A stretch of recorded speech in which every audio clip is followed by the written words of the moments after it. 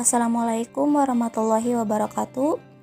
Saya Ria Frista Ananda dengan NIM 1908205035 akan menjelaskan sedikit materi tentang laporan keuangan sektor publik.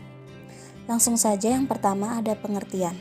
Laporan keuangan sektor publik merupakan posisi keuangan penting yang berasal dari transaksi-transaksi yang dilakukan oleh organisasi sektor publik. Laporan keuangan ini menciptakan akuntabilitas sektor publik. Tuntutan yang besar terhadap akuntabilitas publik ini digunakan untuk memberikan informasi keuangan dari suatu entitas yang berguna bagi sejumlah besar pemakai dalam membuat dan mengevaluasi keputusan mengenai alokasi sumber daya yang dibutuhkan oleh suatu entitas dalam aktivitasnya untuk mencapai tujuan. Organisasi sektor publik dituntut untuk dapat membuat laporan keuangan eksternal yang meliputi laporan keuangan formal seperti laporan keuangan surplus defisit, laporan realisasi anggaran, laporan rugi laba, laporan aliran kas neraca, serta laporan kinerja yang dinyatakan dalam ukuran finansial dan non-finansial. Terdapat beberapa alasan mengapa perlu dibuat laporan keuangan. Dilihat dari sisi manajemen perusahaan, laporan keuangan merupakan alat pengendalian dan evaluasi kinerja manajerial dan organisasi. Sedangkan dari sisi pemakai eksternal, laporan keuangan merupakan salah satu bentuk mekanisme pertanggungjawaban dan sebagai dasar untuk pengambilan keputusan. Organisasi sektor publik diwajibkan untuk membuat laporan keuangan dan laporan tersebut perlu diaudit untuk menjamin telah dilakukannya true and fair presentation. Jenis laporan keuangan sektor publik. Akuntabilitas publik ada dua jenis, yakni yang pertama akuntabilitas vertikal atau vertical accountability. Jenis yang pertama adalah akuntabilitas vertikal, di mana tugasnya adalah memiliki tanggung jawab kepada pihak yang lebih tinggi terkait pengelolaan dana. Contoh dari akuntabilitas vertikal adalah pertanggungjawaban unit pengelolaan kedinasan kepada beberapa unit di atasnya, seperti rapat pemerintahan pemerintah daerah kepada pemerintah pusat. Yang kedua ada akuntabilitas horizontal. Jenis yang kedua adalah akuntabilitas horizontal, di mana jenis ini memiliki pertanggungjawaban kepada pihak masyarakat luas atas pengelolaan dana. Fungsi laporan keuangan sektor publik. Yang pertama ada kepatuhan dan pengelolaan. Fungsi yang pertama adalah dalam hal kepatuhan dan pengelolaannya, di mana jika dengan membuat laporan keuangan, berarti kamu sudah melakukan jaminan kepada pihak pengguna laporan keuangan. Tidak hanya itu, laporan keuangan juga bisa menjamin pihak otorisasi penguasa bahwa pengelolaan keuangan sudah dilakukan dengan baik, bahkan sesuai dengan hukum, serta peraturan yang sudah ditetapkan sebelumnya. Yang kedua ada akuntabilitas dan pelaporan retrospektif. Selanjutnya, laporan keuangan sektor publik juga digunakan untuk pertanggungjawaban kepada publik untuk tujuan 1. Mengetahui bagaimana kinerja dan evaluasi dari manajemen. 2. Membantu mengetahui hasil yang sudah dicapai atas target yang sudah ditetapkan. 3. Sebagai pembanding dengan organisasi lain yang sejenis. 4. Membantu mengetahui kemungkinan untuk pihak luar dalam hal biaya atas barang dan jasa yang telah diterima. Yang kelima ada mengetahui efisiensi sumber daya yang telah digunakan oleh organisasi. Fungsi yang berikutnya dari laporan keuangan sektor publik adalah untuk membuat perencanaan, kebijakan, serta aktivitas yang akan terjadi di masa depan. Selain itu juga berfungsi sebagai pencari informasi pendukung terkait otorisasi penggunaan dana.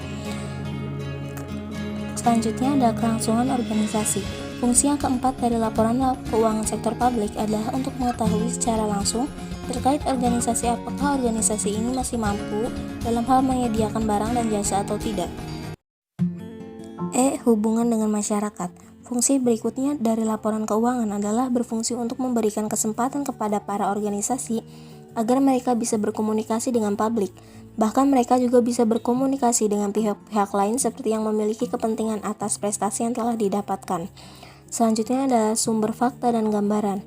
Fungsi dan tujuan yang terakhir dari laporan keuangan adalah untuk memberikan informasi kepada kelompok-kelompok yang memiliki kepentingan untuk mengetahui atas fakta serta gambaran organisasi secara lengkap. Tujuan laporan keuangan publik.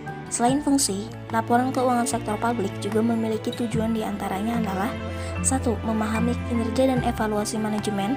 2. Memahami pencapaian tujuan yang telah ditetapkan. 3. Menjadi perbandingan dengan organisasi sejenis lainnya. 4. Memberikan kemungkinan bahwa pihak luar mengetahui harga pokok barang dan jasa yang sudah diterima. 5. Memahami efisiensi sumber daya yang digunakan organisasi. Dan 6. Compliance and stewardship atau kepatuhan dan pengelolaan. Pemakai laporan keuangan sektor publik. Pemakai laporan keuangan sektor publik dapat diketahui dari siapa saja yang termasuk dalam stakeholder organisasi tersebut. Drebin et al. Melakukan identifikasi bahwa ada 10 kelompok pemakai laporan keuangan sektor publik. Berikut daftarnya. Yang pertama ada pembayar pajak, yang kedua ada pemberi dana bantuan, yang ketiga ada investor, yang keempat ada pengguna jasa, yang kelima ada karyawan, yang keenam ada pemasok, yang ketujuh ada dewan legislatif, yang kedelapan ada manajemen, yang kesembilan pemilih, dan yang kesepuluh badan pengawas. Akuntansi sektor publik memiliki tugas utama untuk menyiapkan laporan keuangan sektor publik sebagai salah satu bentuk pelaksanaan akuntansi publik. Di sisi internal organisasi, laporan ini memiliki manfaat sebagai alat pengendalian dan evaluasi kinerja manajerial sebuah organisasi. Sementara itu, di sisi eksternal organisasi, laporan keuangan sektor publik sebagai pertanggungjawaban kepada publik dan sebagai dasar dalam pengambilan sebuah keputusan. Perbedaan laporan keuangan sektor publik dan swasta. Laporan keuangan publik atau sektor pemerintah dan swasta memiliki perbedaan terkait pengelolaannya. Jika dilihat dari perbedaannya, bisa dilihat dari beberapa jenis laporan keuangannya, tujuannya, teknik akuntansi yang dipakai, serta elemen laporan keuangannya. Jika dilihat dari persamaannya, bisa dilihat bahwa laporan keuangan sektor publik dengan swasta menggunakan sumber dokumen yang sama.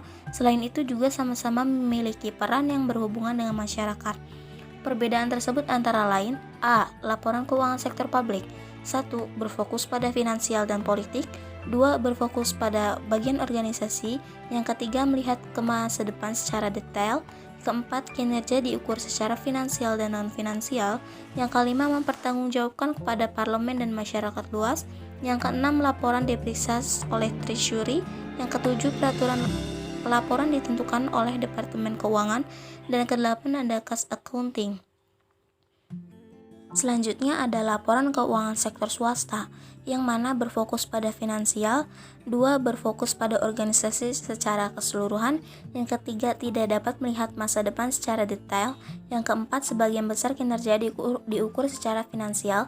Yang kelima, mempertanggungjawabkan kepada pemegang saham dan kreditur.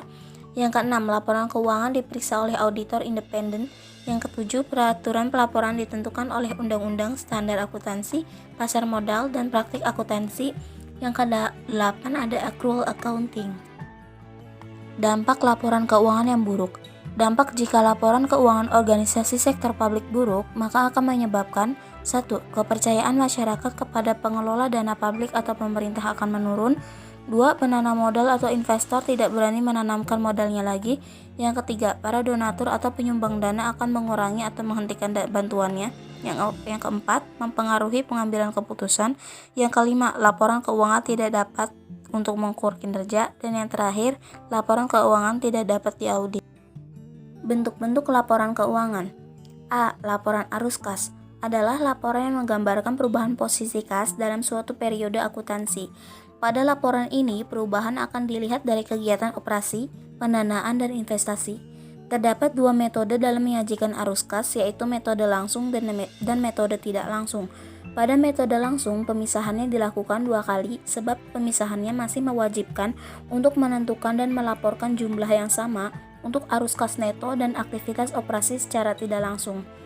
B. Laporan kinerja keuangan atau surplus defisit. Pada laporan ini mirip dengan laporan rugi laba pada entitas bisnis. Laporan surplus defisit menggambarkan kinerja keuangan pada organisasi sektor publik ketika total pendapatan atau penerimaan lebih besar daripada total biaya atau belanja disebut surplus dan sebaliknya disebut defisit. C. Laporan perubahan ekuitas. Laporan ini menyajikan informasi yang berkaitan dengan kejadian yang menyebabkan perubahan ekuitas selama satu periode tertentu. Laporan ini diawali dari ekuitas awal periode, kemudian melaporkan kejadian-kejadian yang menyebabkan kenaikan atau penurunan ekuitas pemilik. D. Laporan posisi keuangan atau neraca adalah laporan yang memberikan gambaran entitas sektor publik secara utuh pada suatu waktu tertentu. di mana di dalamnya tergambar elemen-elemen yang menyusun entitas sektor publik tersebut, sehingga laporan posisi keuangan atau neraca sering disebut dengan potret posisi keuangan suatu entitas sektor publik. Demikian penjelasan materi laporan keuangan sektor publik dari saya. Jika ada kesalahan-kesalahan kata atau kurangnya materi, saya mohon maaf. Wabillahi taufik wal hidayah. Wassalamualaikum warahmatullahi wabarakatuh.